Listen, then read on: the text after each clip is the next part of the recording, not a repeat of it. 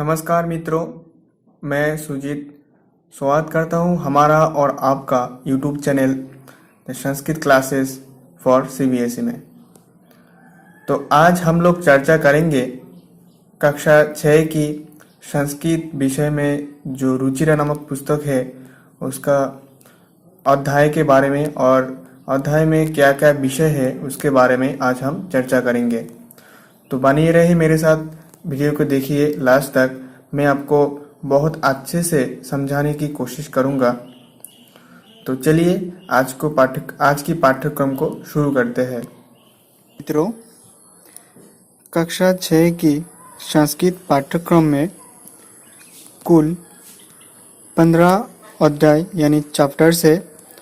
तो अभी हम लोग इसके बारे में थोड़ा थोड़ा जानेंगे। तो पहला जो चैप्टर है उसका नाम है शब्द परिचय 1। इसमें आपको कुछ कुछ संस्कृत शब्दों का हिंदी मीनिंग जानना है। उसके बाद थोड़ा थोड़ा इसका अभ्यास भी करना है, ठीक है। और जो सेकंड चैप्टर है उसका नाम है शब्द परिचय पार्ट 2। इसमें भी आपको कुछ कुछ संस्कृत महत्वपूर्ण शब्दों की हिंदी अर्थ जानना है और अभ्यास करना है। तीसरा चैप्टर का नाम है शब्द परिचय पार्ट 3। इसमें भी आपको कुछ कुछ संस्कृत शब्दों का हिंदी अर्थ जानना है और अभ्यास करना है। तो आप लोग इधर पुस्तक में देख सकते हैं। अभ्यास के लिए आप लोगों के इधर लेसन दिया हुआ है। तो हम लोग जब लेसन पढ़ेंगे एक एक करके, सभी लेसन पढ़ने के बाद हम लोग सभी प्रश्न उत्तर का हल भी करेंगे। चौथी वाली जो अध्याय है उसका नाम है विद्यालय हो। तो इसमें आपको आपका जो विद्यालय यानी स्कूल है उसके बारे में कुछ संस्कृत में बताया गया है। तो जब हम इसको चर्चा करेंगे तो इसको विस्तारित रूप से जानेंगे। पंचम जो पाठ है इसका नाम है भिक्षा। इसमें आपको भिक्षा यानी पैर के विषय में ये पाठ है। तो इसको भी हम जानेंगे और इस पाठ को जानने के बाद इसमें दिया हुआ अभ्यास जो प्रश्नों है सभी को हम हॉल यानी फिर चर्चा करेंगे। मैं आपको बहुत अच्छी तरह से आपको समझाने की कोशिश करूंगा और आपका जो क्वेश्चंस है उनको आंसर का हल कराने भी मैं सहायता करूंगा। अभी षष्ठ जो चैप्टर है उसका नाम है समुद्र तट। समुद्र तट में आपको क्या क्या देखने को मिल जाएगा, समुद्र तट में क्या क्या है, ये सब विषय के ऊपर ये चैप्टर है। तो इसको हम बाद में देखेंगे और इसको विस्तारित रूप से जानेंगे। सप्तम अध्याय का नाम है बकस्य प्रतिकारः। तो इसमें आपको एक श्रृगाल और एक बॉक का कहानी जो है वो पढ़ने को मिलता है, ठीक है। तो इसको हम पढ़ेंगे। कैसे बॉक शियाल का प्रतिकार करता है उसके बारे में इधर दिया हुआ है। अष्टम अध्याय का नाम है सूक्ति स्तवकः। तो सूक्ति स्तवकः में आपको कुछ सूक्ति मिलेगा। सूक्ति यानी आपको कुछ सूक्ति यानी पंक्ति और सुभाषित पढ़ने को मिलेगा। तो इसका जो पहला पंक्ति है मैं आप लोगों को पढ़ के सुनाता हूँ। उद्यमेन हि सिद्ध्यन्ति कार्याणि न मनोरथै न हि सुप्तस्य सिंहस्य प्रविशन्ति मुखे मृगा। तो ये सब हम लोगों को पढ़ने के बाद इसका हिंदी अर्थ जानना है और अभ्यास पूर्वक इसको चर्चा करना है। तो इसको हम बाद में चर्चा करेंगे। अभी नवम जो अध्याय है इसका नाम है क्रीड़ा स्पर्धा। तो अध्याय का नाम से ही पता चलता है कि इसमें क्रीड़ा यानी खेल के विषय में बताया गया है। तो आप लोगों को किसको किसको खेलना पसंद है आप मुझे कमेंट करके ज़रूर बता देना, ठीक है। और आप क्या खेलना पसंद करते हो वो भी कमेंट करके मुझे बता देना। तो क्रीड़ा विषयक जो ये पाठ है इसको हम पढ़ेंगे और जानेंगे इसमें क्या क्या खेल के बारे में बताया गया है।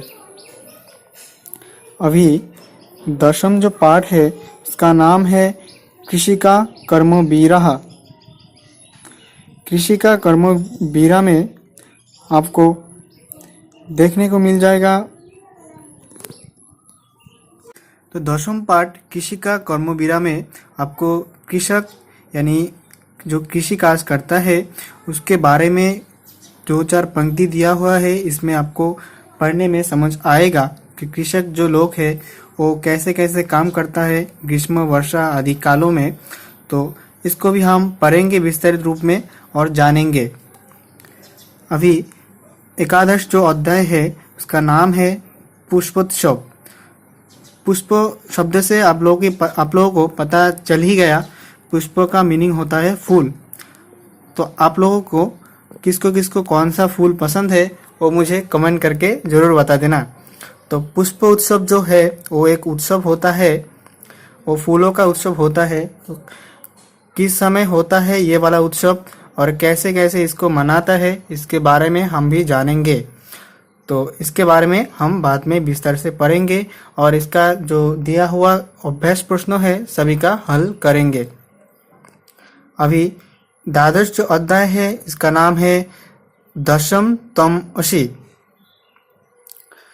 तो आप लोगों को कितना दोस्त है ये मुझे बता देना। ये गल्प है 10 बंधुओं का यानी सखा का। तो क्या होता है 10 बंधु मिलकर नहाने जाता है, लेकिन एक जो बंदा है वो सबको गिनती है लेकिन खुद को नहीं गिनती है।